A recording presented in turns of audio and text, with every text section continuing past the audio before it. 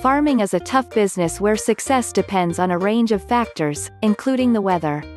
Hard frosts and flooding can be particularly damaging to those who grow crops and rear livestock, while severe droughts also have the capacity to wreak havoc.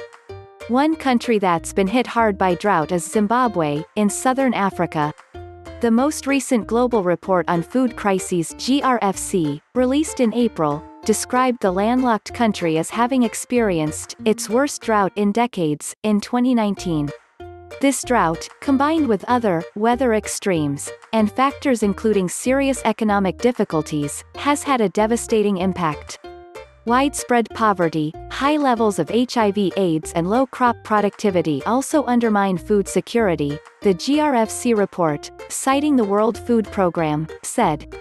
Referencing the Famine Early Warning Systems Network and United Nations, the report went on to describe Zimbabwe as experiencing one of its worst acute food insecurity crises in a decade, with atypically high humanitarian food assistance needs. Zimbabwe's problems are serious and systemic.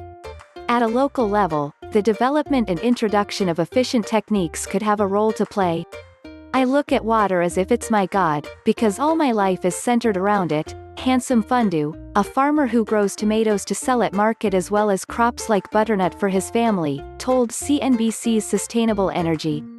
Fundu has employed a technique which uses dead-level contours to harvest rainwater. In simple terms, a dead-level contour is a flat channel dug into the earth which can be used to store water. I started digging the contours in 2000 but I didn't know about dead-level contours, I just dug to get water, Fundu explained. I learned new water harvesting methods when I started working with the Muonde Trust. Daniel Ndlovu is a researcher at the Trust, a community-based organization that traces its roots back to the 1980s.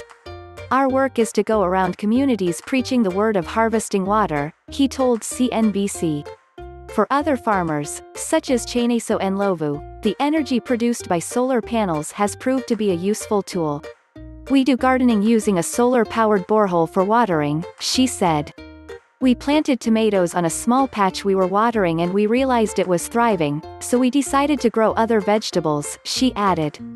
We use the water for other domestic needs like washing. Cheneso Ndlovu is not the only person to have benefited from the solar-powered system.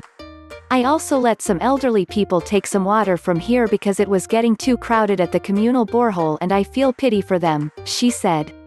While the work being carried out by the Muonde Trust is based in Africa, harnessing and cultivating nature is important around the world.